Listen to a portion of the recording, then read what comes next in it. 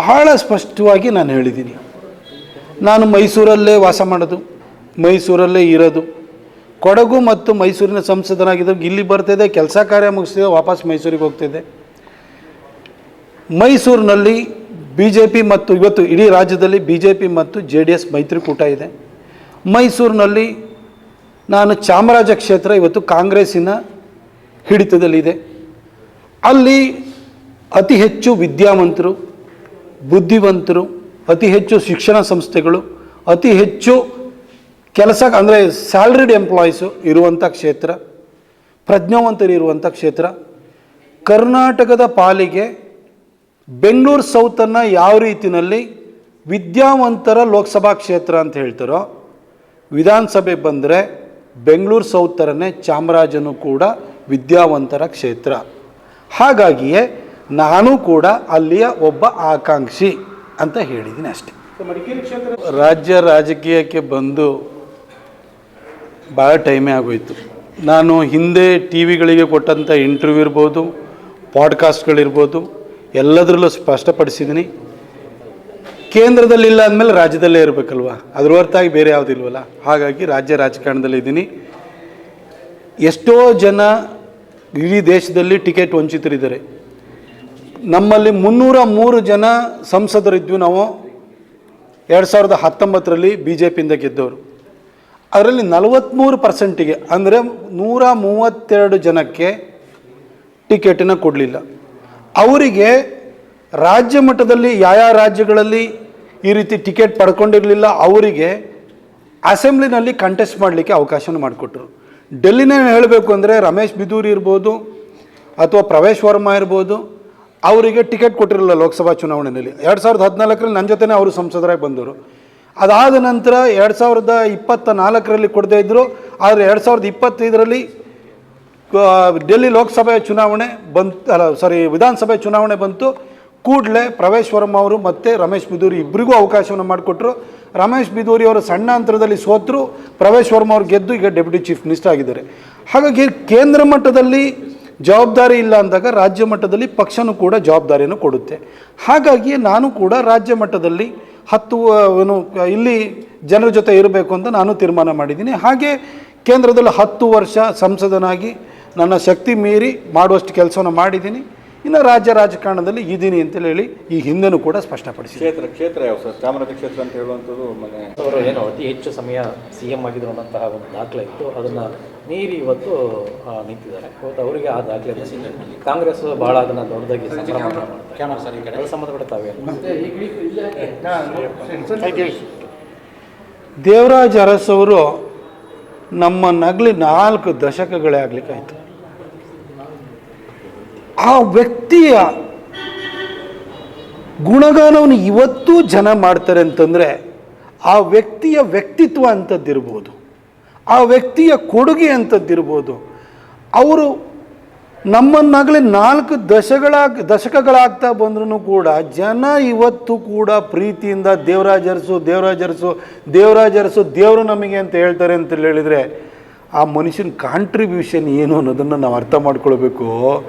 ಸುಮ್ಮನೆ ಕುಂತರೂ ಏಜಾಗ್ಬಿಡುತ್ತೆ. ಚೇರಲ್ಲಿ ಕುಂತಿದ್ದಾರೆ, ಇವರೂ ಕೂಡ ಆ ಟೈಮನ್ನು ಕಳೆದ್ಬಿಟ್ಟಿದ್ದಾರೆ ಅಷ್ಟೇ.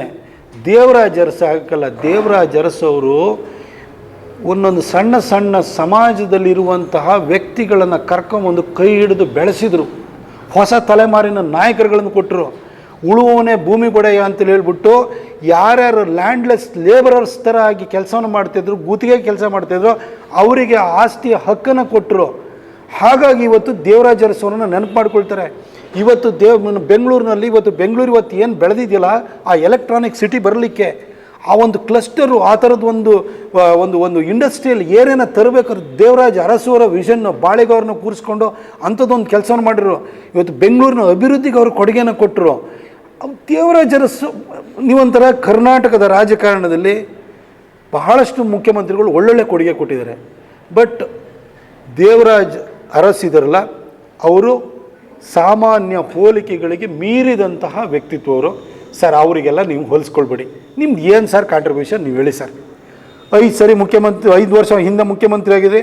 ಕರ್ನಾಟಕದ ಇತಿಹಾಸದಲ್ಲಿ ಅತಿ ಹೆಚ್ಚು ಮೊದಲನೇ ಟರ್ಮಲ್ಲಿ ಅತಿ ಹೆಚ್ಚು ಸಾಲ ಮಾಡಿದವರು ನೀವು. ಎರಡನೇ ಟರ್ಮಲ್ಲಿ ಅತಿ ಹೆಚ್ಚು ಸಾಲ ಮಾಡ್ತಿರೋರು ನೀವು. ಇದಾ ನಿಮ್ಮ ಕಾಂಟ್ರಿಬ್ಯೂಷನ್ನು? ಅನ್ನಭಾಗ್ಯ ಅಂತ ಹೇಳ್ತೀರಿ. ಅನ್ನಭಾಗ್ಯ ನಿಮ್ದಲ್ಲ ಸರ್ ಸಿದ್ದರಾಮಯ್ಯನವರೇ, ಅನ್ನಭಾಗ್ಯ ನಿಮ್ದಲ್ಲ, ನಿಮ್ಮ ಯು ಪಿ ಅದು ಅಲ್ಲ.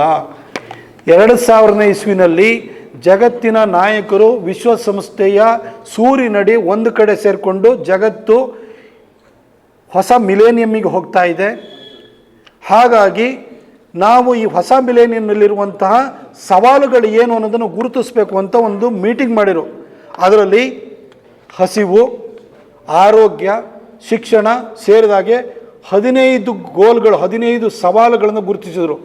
ಮುಂದಿನ 15 ವರ್ಷಗಳಲ್ಲಿ ಈ ಸವಾಲುಗಳಿಗೆ ನಾವು ಪರಿಹಾರನ ಕಂಡುಕೊಳ್ಬೇಕು ಅಂತೇಳಿ ಹೇಳಿ ಹೊರಟರು. ಯಾಕೆಂದರೆ ಇಥಿಯೋಪ್ಯದಲ್ಲಿ ನೀವು ಹಸಿವಿನಿಂದ ಜನ ಸಾಯ್ತಾ ಇದ್ದಿದ್ದು ನಾವು ನೋಡಿದ್ದೀವಿ.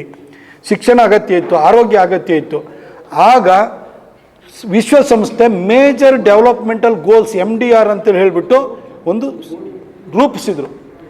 ಅದರಲ್ಲಿ ಈ 3 ಮೊದಲನೇ ಪ್ರಿಯಾರಿಟಿ ಆಗಿತ್ತು: ಹಸಿವು, ಶಿಕ್ಷಣ ಮತ್ತು ಆರೋಗ್ಯ. ಅಟಲ್ ಬಿಹಾರಿ ವಾಜಪೇಯಿಯವರು ಆ ಒಂದು ಸಮಿಟ್ನಲ್ಲಿ ಭಾಗಿಯಾಗಿ ಬಂದ ಕೂಡಲೇ ಪ್ರಧಾನಮಂತ್ರಿ ಅಂತ್ಯೋದಯ ಅನ್ನ ಕಲ್ಯಾಣ ಯೋಜನೆ ಅಂತ ಪ್ರಾರಂಭ ಮಾಡಿ ರಾಜಸ್ಥಾನ ಸೇರಿದಂತೆ 3 ರಾಜ್ಯಗಳಲ್ಲಿ ಅದನ್ನು ಫಸ್ಟು ಅದೇ ವರ್ಷ 2000 ಅಕ್ಟೋಬರ್ ನವಂಬರ್ನಲ್ಲಿ ಅದನ್ನು ಇಂಪ್ಲಿಮೆಂಟ್ ಮಾಡಿರೋ. 2011-12 ಬರೋಷ್ಟರೊಳಗಡೆ 1 ದಶಕ ಕಳೆದಿತ್ತು. 2015 ನಾವು ಅಂದರೆ 15 ವರ್ಷ ಅದರದ್ದು ಟಾರ್ಗೆಟ್ ಇದ್ದಿದ್ದು. ಅಷ್ಟರೊಳಗಡೆ ಎಲ್ಲರಿಗೂ ಕೊಡಬೇಕಿತ್ತು. ಅದನ್ನು 80%ಗೆ ಕವರ್ ಮಾಡಲಾಗಿತ್ತು. ನಿಮ್ಮ UPA ಸರ್ಕಾರ ಫುಡ್ ಸೆಕ್ಯೂರಿಟಿ ಆ್ಯಕ್ಟ್ ಅಂತ ಸುಮ್ಮನೆ ಒಂದು ಬಿಲ್ಲನ್ನು ತಂದುಬಿಟ್ಟು ಅದಕ್ಕೆ ವಾಜಪೇಯಿಯವರ ಯೋಜನೆಗೆ ಒಂದು ಕಾನೂನಿನ ರೂಪವನ್ನು ಕೊಟ್ಟರು. ಅದೇ ಟೈಮಲ್ಲಿ 2013ರಲ್ಲಿ ನೀವು ಮುಖ್ಯಮಂತ್ರಿಯಾಗಿ ಬಂದರೆ ಕೇಂದ್ರ ಸರ್ಕಾರ 32 ರೂಪಾಯಿಗೆ ಅಕ್ಕಿ ಖರೀದಿ ಮಾಡಿ 29 ರೂಪಾಯಿನ ತಾನು ಭರಿಸ್ಬಿಟ್ಟು 32 ರೂಪಾಯಿ ಖರೀದಿ ಮಾಡಿ 2 ರೂಪಾಯಿಗೆ ರಾಜ್ಯ ಸರ್ಕಾರ ಕೊಡ್ತಿತ್ತು. ನೀವು 2 ರೂಪಾಯಿನ ತೆಗೆದುಬಿಟ್ಟು 1 ರೂಪಾಯಿ ಕೊಟ್ಟರು, ರೂಪಾಯಿಗೆ 1 kg ಅಕ್ಕಿ ಅನ್ನಭಾಗ್ಯ ಅಂತ ನಿಮ್ಮ ಫೋಟೋ ಹಾಕೊಂಡ್ರಿ. ಅಷ್ಟೇ ಸರ್ ಆಗಿರೋದು. ಇದು ನಿಮ್ಮ ಅನ್ನಭಾಗ್ಯನೂ ನಿಮ್ಮದಲ್ಲ. ಇನ್ನು ಉಳಿದವೆಲ್ಲ ಈ ದಿವಾಳಿ ಭಾಗ್ಯ ಕೊಟ್ಟಿದ್ದೀರಿ ನೀವು. ಇವಾಗ ಶಕ್ತಿ ಯೋಜನೆ ಅಂತ ಹೇಳ್ಬಿಟ್ಟು ಎಲ್ಲ KSRTCಗಳದ್ದು ಎಲ್ಲ ಬೇರೆ ಬೇರೆ ವಿಂಗ್ಗಳು ಸಾರಿಗೆ ವ್ಯವಸ್ಥೆ ದಿವಾಳಿ ಭಾಗ್ಯ ಸಿಕ್ಕಿದೆ.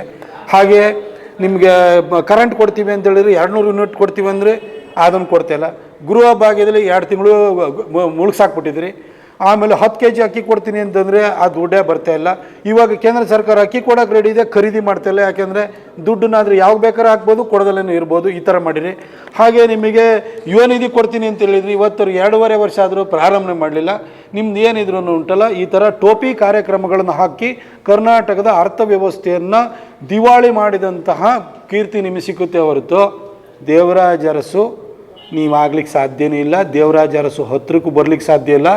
ದೇವರಾಜ ಅರಸು ಎಲ್ಲ ಜಾತಿ ಜನಾಂಗಗಳನ್ನು ಪ್ರೀತಿಸುವಂತಹ, ಸಮನಾಗಿ ಕಾಣುವಂಥ ಒಬ್ಬ ವ್ಯಕ್ತಿ ಅವರಾಗಿದ್ದರು. ನೀವು ಒಬ್ಬ ಜಾತಿವಾದಿ, ಬರೀ ಅಲ್ಪಸಂಖ್ಯಾತರನ್ನ ಓಲೈಸ್ಕೊಂಡು ಅವ್ರಿಗೂ ಏನು ಮಾಡ್ತಿಲ್ಲ, ಬರೀ ಓಲೈಕೆ ಅಷ್ಟೇ ಮಾಡಿಕೊಂಡು ನಿಮ್ಮ ರಾಜಕಾರಣ ಮಾಡಿಕೊಂಡು ನಿಮ್ದೇನಿದ್ರೂ ಕೂಡ ರಾಜ್ಯ ಜನಕ್ಕೆ ಬಿಟ್ಟಿ ಭಾಗ್ಯಗಳ ಹೆಸರು ನಿಮಗೆ ಕುರ್ಚಿ ಭಾಗ್ಯ ಇಷ್ಟೇ ಸಿಗ್ತಾ ಇರೋದು.